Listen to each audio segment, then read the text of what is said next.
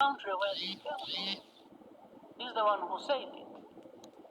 He said, no. Actually, they came from, this man refused to solve their problems, and they decided to cross the border and go back where they belong. So then I asked him again, I said, so how do you keep associating Rwanda with this problem? I even asked him, I said, why did you the other day bomb our territory? Because they had been sharing artillery across the border onto our territory in Kinigi. There are people here who know it. He said, why? What are you doing? What do you want? And he said, no, but this, they should go back. I said, go back. Those who came here, they were about between 500 and 600 when they ran away on 2013.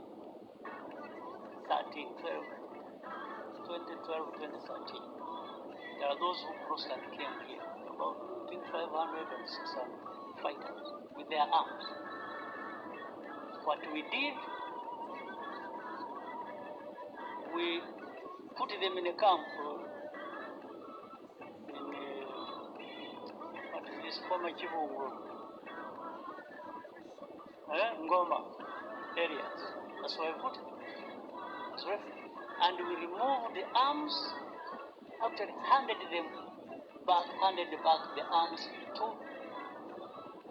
government in Kinshasa.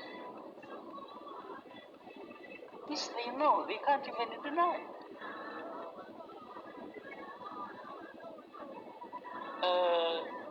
They said they had wanted to solve the problem politically. They invited some of the leaders of this group, took them to Kinshasa.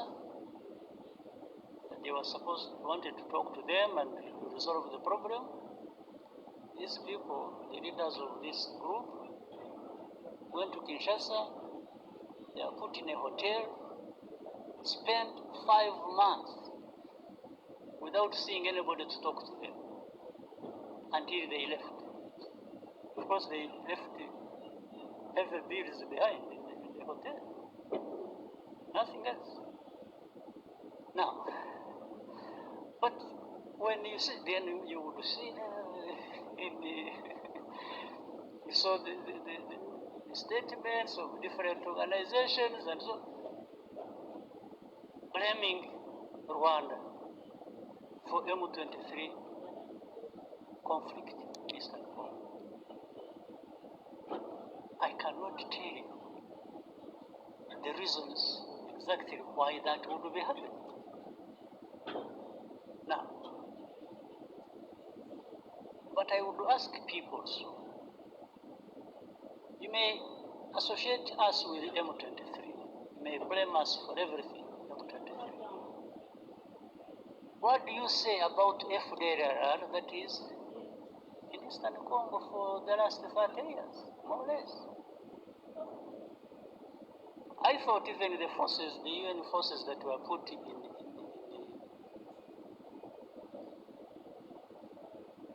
Eastern Congo or in Congo were put there to actually address this problem and maybe other problems, but this one was the main one. But you've been there for decades. It has been so costly, but the problem is still there. Then some of them tried. The government said, no, they are not there, we don't have FDLR, and then we would give them names. But these are the leaders who are so they are in this location. In fact, I one time told the president of DRC, I said, you don't know that these people are there in this place, that place, and they've been even manning roadblocks and they collect taxes. He says, so he remembered. He remembered that has been happening. So I said, So what are we talking about?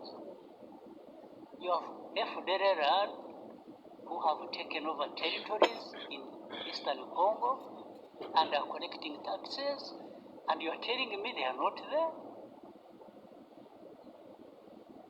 So anyway, when all this came to some point, and this war was raging, and this time it turned into where the government in Kinshasa wanted to demobilize people. They thought they would now throw M23, push them into Rwanda. And this still remains, by the way, the aim. This is the goal. So I told our friends, these powerful friends of ours, and we even said it publicly, when it comes to defending this country that has suffered for so long and nobody came to help, I don't need permission from anybody.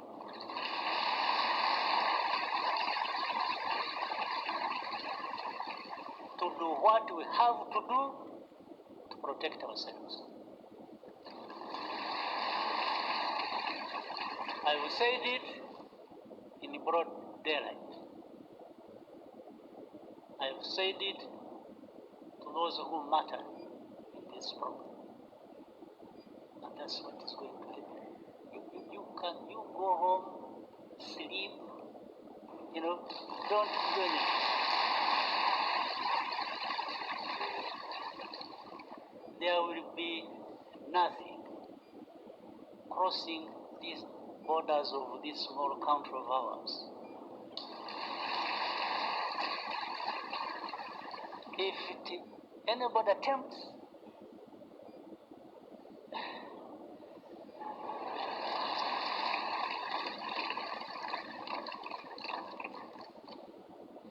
so ntimugatinye ibitumbaraye.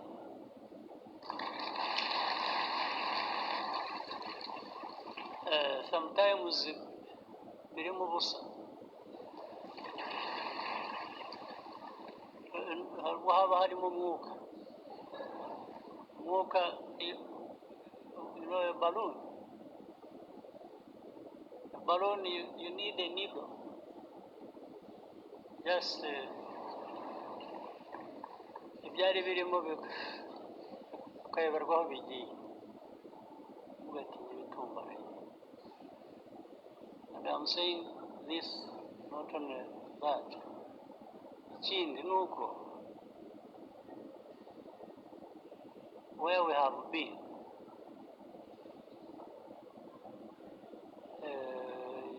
30 years ago, there is nothing worse that can happen to us.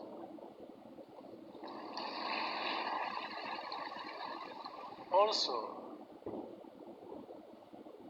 that means if you ever put us in a situation where we have to think like it's going back to that time,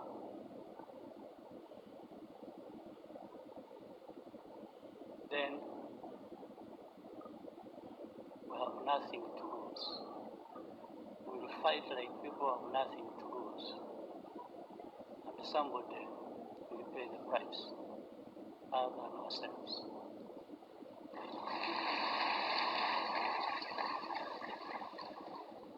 You have seen I have not answered these insults that are coming from the south, from the west. Those ones don't kill. So I cannot go, that's not us. But they will learn something with time. They learn something that they made a big mistake. Absolutely. Big mistake. That's why I was telling young people, happily who seem to be like in those years when we were still young. I've seen our young people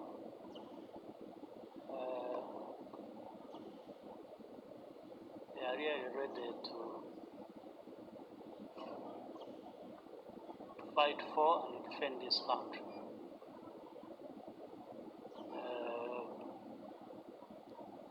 But we don't provoke any situation. We don't, in fact, we even refuse to be provoked. We're provoked and we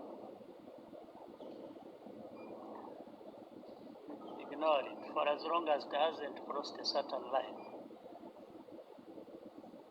But the rest, these are just words, people talking and here and there, blaming us for everything and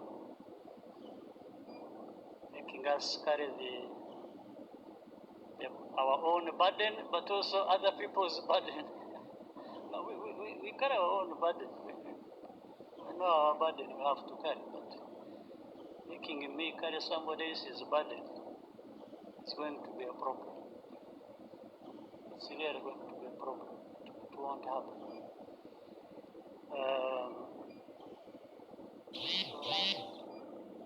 For the defense of this country,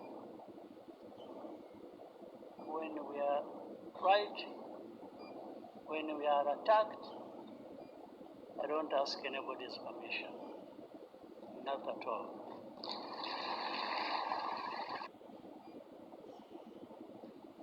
If you watch at the French-speaking press in recent days, you see a lot of articles in favor of Rwanda.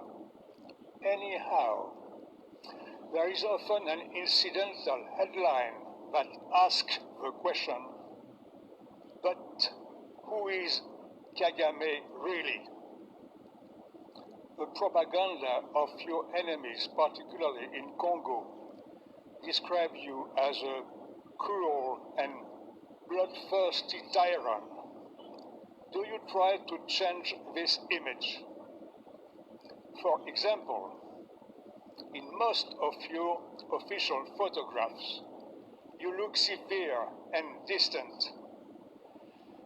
This can contribute to fueling controversy. Why don't you wear a slight smile like all your fellow presidents around the world? Do you ultimately like or dislike being fed, sometimes hated, in the Western world? Thank you. Good.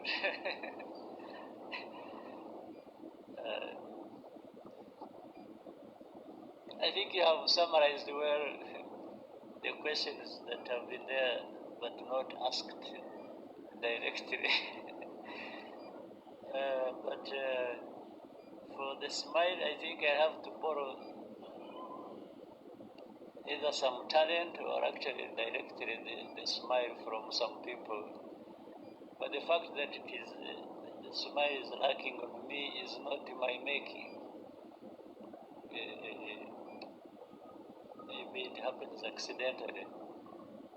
But very interesting way of putting your question. I try to answer it this way. Starting with who is me, who is the person.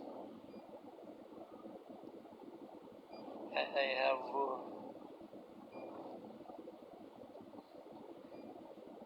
me is the person you see.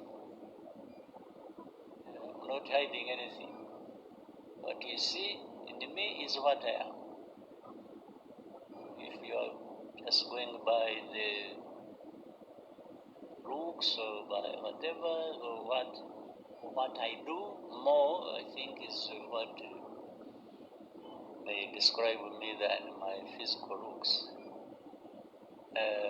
So I wanted to say what you see is what you get with me. In most cases, in words or in deeds, they relate. My deeds and my words tend to relate. My looks may be different from that. May be different from my deeds and how I think. But in any case, isn't the description of the looks also subjective? There are people who see me as through the looks as a terrible person. There might be others who say, after all, there's nothing bad looking like that. So it's subjective. But to the point you're making, about tyrant or cruel, you see, you can't be bad to that extent. Cruel or tyrant or bloodthirsty or whatever, and hide it. It's difficult. Even if you try to hide it, there is a moment it betrays you. And that also, once it has come out or once it is not there, you register the feeling, the description from people who have to deal with you. If I was some of the things people have said about me or described me as,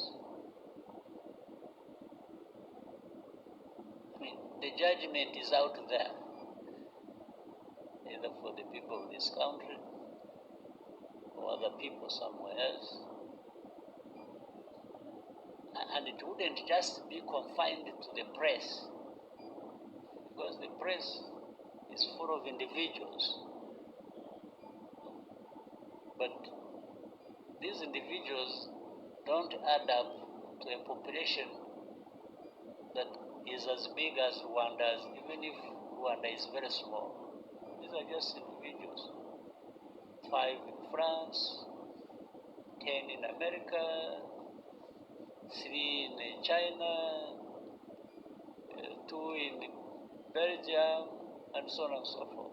If you add all of them up, and they are even all negative and saying things about me, surely these can't be the people that are right and the rest wrong. But they only take advantage of the platform they have, they're able to command some voice that they put out there for people to, even people who don't know what you're talking. There are many people who even don't know about Kagame and get to know him by what a journalist has said, or one in the press has said. And in many cases, in my experience, some of them have started by hearing what the journalist said, and then ended up saying, but we've been told lies, when they come to know this through other means, either by direct contact or visit or whatever, and interaction with other people who know this person that has been talked about. They may say, this person told us lies. And consistently over many years has been telling us lies. What we saw, what we heard, whether it is this city, whether it is the person, whether it is this and that, but what we are being told is completely different from what we have seen and experienced. So, and of course, there is a particularity with the Western press. The Western press, you will find out there are things that were said about this country 30 years ago, 25 years ago, that are being repeated now, which means, according to them, nothing has changed. They talk about Rwanda, very poor population. We are poor, we are not where the developed countries are, for sure. But this poverty, the way it was in 1995, in 2000, is not the way it is in 2024. But somebody will keep writing in the press, like what we have today is the same thing as we had 25 years ago. They keep just rubbing it in. You know, even the Kagame and his looks and so on, I've been trying. In recent days, I've been trying with a smile. Maybe it's not a good smile, but I've been trying. So the Kagame you saw in 95, 94, 2000, anyway, there was no smile. There was nothing to smile about. So I didn't smile. But now with some progress, I can afford some smile once in a while. So if somebody thinks like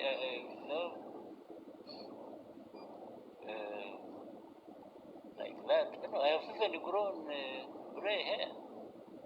Last time I had black, my hair was black, and now it is gray. It is actually disappearing.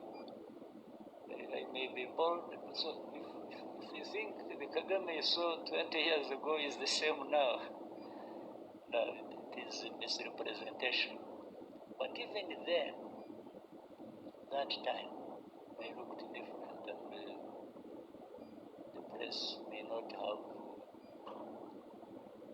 liked the way I look,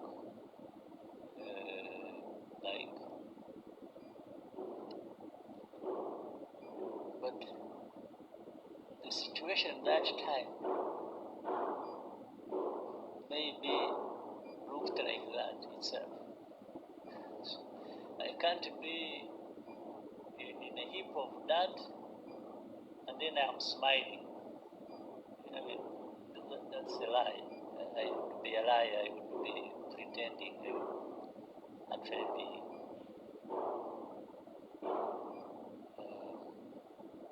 having some problems with the being to pretend that everything is okay around me when everything is bad. So, finally, the Kagame you see there, we like, we don't like, is going to be there anyway.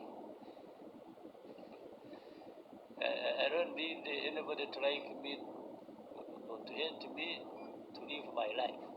I live my life whether they like me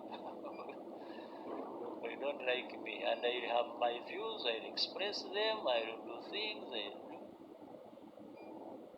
So I owe my living to not a single individual or country, even if powerful ones. We are all human beings created. Sometimes they say, by God, I don't know, maybe we are there for some. So for somebody to have powers over me, that one I can tell you is not possible. And even the most powerful didn't create them. Who created them, first of all? And we are all here just temporarily. If we are lucky, we live up to 100 years. Those are the luckiest. So the one who is saying all that has also his time, and he go like all of us. Everyone has their day. So that's why I can't accept that anyone who has the powers over somebody else to the point of dictating even the most powerful don't have power over us. How we live, how we do. So, but Kagame has been shaped by that philosophy, that understanding, that what I try like any human being and do my best, do what I can do, what I have to do. I may have flaws, make mistakes, own up, do good things, benefit others. So I'm that person. Tell those people that actually to know me is not complicated. It's straightforward. It's me. Then other things we can discuss and decide. But that was a very powerful question. Thank you, Your Excellency. Amu Kanampilli from AFP. My question is about the March 23 movement in Eastern DRC. Your government has previously denied backing the movement. Does that denial still stand a year and a half later? And what is the current relationship between Rwanda's government and the M23? Thank you. Well, those who accuse us, I would ask them why they actually don't support the M23 themselves, including the AFP. As a journalist, why don't you support M23? Or why is the question, you support M23 or you don't support M23? First of all, what is M23? M23 is an organization born in and out of Congo. That's number one. Number two, these are Congolese, and you will hear even Congo admit it. Now, why do they exist? Why are they fighting? Why do they have arms? It's another question. It is also a simple question. They exist because they have been denied their rights as citizens of that country. They are called Tutsis of Rwanda. Fine. But then you need to be educated also a little bit about history. We have Rwandan communities in the Congo who are Congolese. And by the way, these are not just Tutsis. It is the same social structure of our country that is also there in the Congo. Like, in fact, we have other neighboring countries where they are, but they are citizens of those countries. We have 100,000 people originating from this community, 100,000 who have been living here in Rwanda in refugee camps for the last 2 decades. Why? Because they are being uprooted from their ancestral homes, persecuted, and sent across. In fact, there are more in Uganda. There are 300, there's 100,000 here, there are hundreds of thousands there in Uganda, more numbers. So, M23 is born out of that situation. That's why I asked the question. I said, well, why would anybody else? Why are we being accused as Rwanda of supporting M23? And I'm saying even those who accuse us, actually I should accuse them of not supporting M23 because it is as if they agree with the injustice that is being done to this community. Otherwise, if you didn't agree with that injustice, you would be actually raising questions. Why are these people of M23 being treated like this? Why are we having 100,000 refugees here in Rwanda. That's where we will start from. Not start from asking Rwanda, are you supporting M23 or not? Are you still denying it? Because you are asking the wrong question. The issue is not whether anybody supports M23 or not. The issue is, what is actually the problem of M23? That's the question you should have asked, in fact. What is the problem? What is this thing called M23? Are they human beings? Are they this? Are they Rwandans? Are they Congolese? Are they that? Why? Why do they exist? Why do they even have arms and are fighting in their own country? This is the right question that I should be asked. So whether Rwanda supports or associated in any way is actually immaterial. It is irrelevant to the question. Or even you, if you want to educate yourself or educate the public, the question should have been simple. Ask me, by the way, what do you understand the M23? What is it? It's a fair question. That's the one I would wish to be associated with, whether I support or not support. Sophie Ngwena from the South African Broadcasting Corporation. Mr. President, yesterday we spoke to President Cyril Ramaphosa, who said you had a marathon meeting on Saturday night. You also have the former South African president in the country who joined yesterday. Were you able to raise issues that we spoke about on Thursday in relation to Rwanda's relationship with South Africa, particularly the issue of the DRC? Thank you so much. We could not have spent hours, the President of South Africa and I, meeting and definitely not talk about that. It featured it. And I think we had very good discussion, very good understanding of the situation and maybe the best ways we can work together to resolve that. I was satisfied. So, and it seems your interview also helped the discussion you had and the questions you asked, maybe informed all of us and prepared us for that discussion. So we had even a reference point. So we definitely did discuss that, and I'm satisfied. I hope the President himself is satisfied that we can make good progress on a number of fronts to resolve the issues.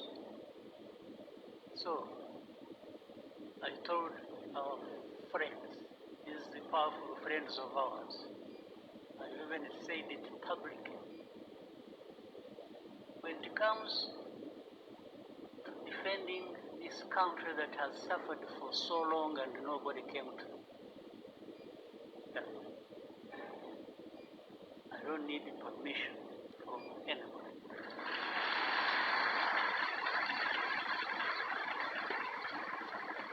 To do what we have to do to protect ourselves. I will say it in broad daylight. I will say it to those who matter this problem. And that's what is going to happen. You go home, sleep, don't do anything.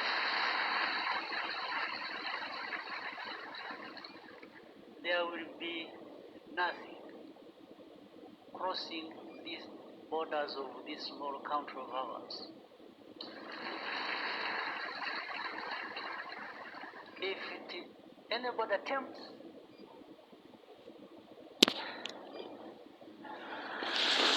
we have decided to bring videos on something nobody talks about: African politics, economy, and increasing power.